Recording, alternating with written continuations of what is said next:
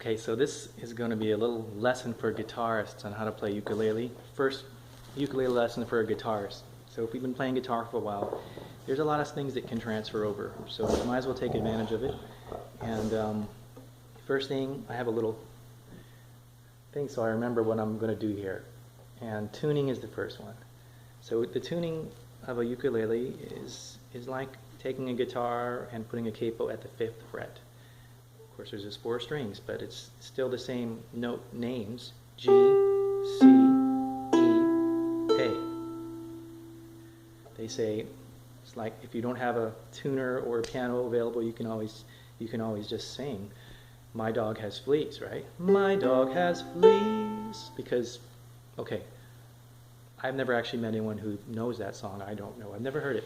But you can also say, "Oh, say, can you see?" Or, "Oh, say, can you see?" That would work too. Okay, and so this is to tune a ukulele in C, and this is what I'm tuning this in. That's the most common tuning right now. In Canada, they're tuning in D, and historically, in the early part of the 20th century, it was mostly in D. But we'll get into that later. This is a normal, most common tuning, reentrant C. Okay, second is holding. So holding, this is a soprano ukulele. It's the smallest one. It's the little one you see in gift shops in Hawaii and stuff. But it's pretty easy to hold this one, in your arm. So you can just, you can do this, and that kind of gives you the basic idea, and then you can shift it around and play like. And you're really probably going to be using your left hand to help you. You can use, it's kind of an organic thing. You just find out what works, and over time, you can do it. Otherwise, you can put it on your leg, and just play like that. That's fine too. And if you're going to be playing fingerstyle, it's kind of helpful to not have to hold the neck up, so you can do this. This is like I said, this is a tiny instrument, a soprano. They have a tenor, which is much bigger, or a baritone, much bigger, and they can fit. They're easier to play sitting down and a little bit harder to play standing up. And then finally, you can get a strap. You can get the simple type of strap that goes in your hole and goes around your neck. You can get all different types of straps. There's lots of people who come up with things. You can drill here and here, and get like a rock strap. It all works. It's straps make it a lot easier to play. It removes one variable, and just figure out what you want to do and just try a few things. Okay, the next thing is strumming. Main thing is this. You just go down, up, the index finger down, up, down, up, down. I missed down, up. And the nice thing about the reentrant tuning is that the 2 outside notes are pretty close. And like in this chord, they're the same. So it sounds almost the same going up and down. A really neat trick, huh? And even in other types of first position chords, it's not like a guitar where there's a defined bass going toward a treble, and so it's a different sound, and it's an advantageous sound for strumming. Index up and down can get you pretty far. You can also, I like to use the thumb downstroke. I love that sound. It's fleshy and sounds like a human being playing it. Sometimes the nails, I have nails because I'm a classical guitar player. Sometimes the nails get a little bit, plasticky. I like thumb downstroke. You can use your whole hand. You can do whatever you want. Some people use a pick. Here's a normal guitar pick. Some people they used to use felt picks a lot. They have things called wedgies, which are foam picks. There's also thumb picks, which are just like a normal guitar thumb pick, which enables you to use your fingers, but also you have that pick when you need it. Picks are really loud and they're easy to play with. And if you're playing with a bunch of people, maybe you should use a pick so you can be heard. I just don't like that plasticky attack, and but in certain circumstances, go for it, right?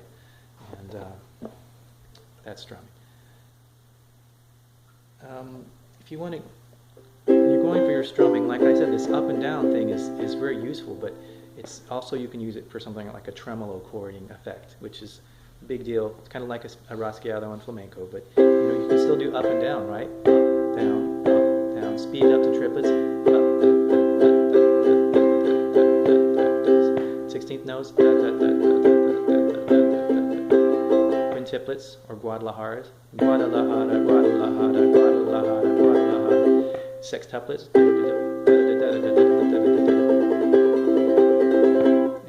And then you know, the faster one is the 32nd notes, right? So it's so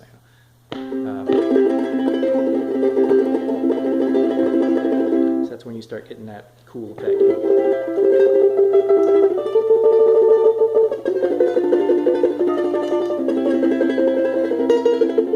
So on and so forth. To me, the way I found is make sure this finger is very loose and relaxed, like you might say a dead hand. And then, you know, let the strings kind of push it around a little bit, and then to me that's the best way to get started. And eventually you're going to probably need to exert some control over it, but when I first started, my finger was too stiff. It didn't work. I couldn't figure out what I was doing wrong. I think having the relaxed finger, at least starting from the relaxed finger, to me is the way to go. As far as picking, you know, if you're a classical guitarist, like I have these nails, so you can play just using the same kind of classical guitar techniques. It does work.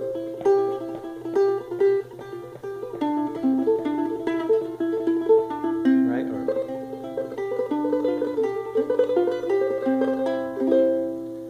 Or you know, you can do your alternation, first skip.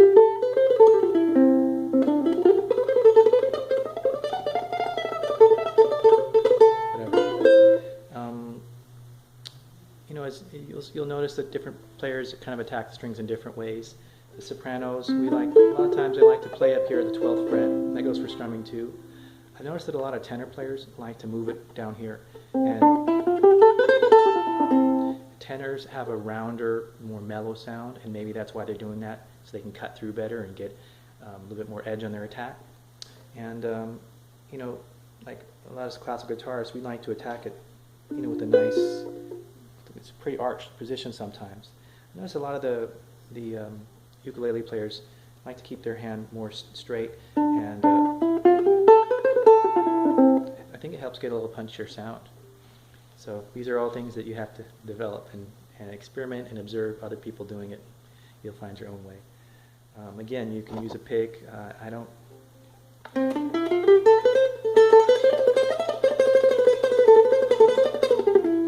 It's not for me. Chording. So chording. Let's learn C, F, and G. Okay. So C is this, which is kind of like a G on a guitar, but without the bass. Okay, and F is kind of like playing a C on the guitar, but without the bass. A G7 is kind of like a D7. And if you took your guitar, capoed it at the 5th fret, and did this, you would get basically the same sound. Right? So now we have our C, our F, and our G, which is the shape of a G, a C, and a D7. And with 3 chords, as we all know, you can rock the world. So you're good to go there, right?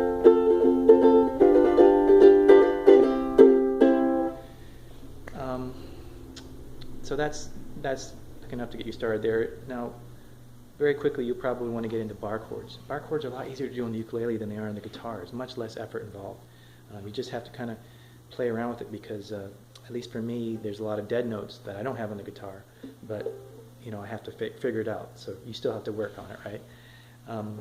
But here, which is kind of like an F on a guitar, but moved up, this becomes the C chord on the 3rd fret. Very useful chord. And then this, which is again kind of like that C, but moved up here, when you bar it, you get a G. So now we have our C and our G.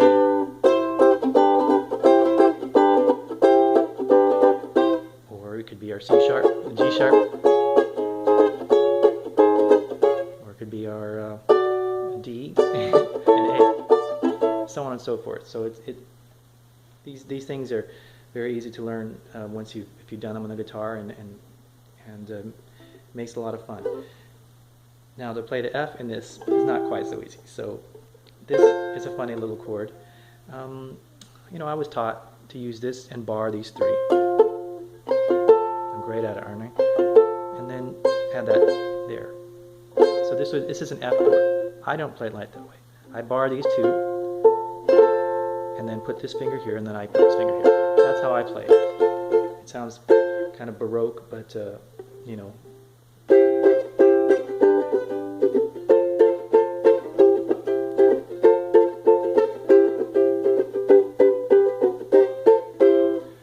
it works. It's easier for me. Okay, so that's the chording, pretty much like a guitar. So I think that's pretty much it. I do have one more thing on my list. It's put that there. Breeding. What was I thinking? Hold on, I'll show you.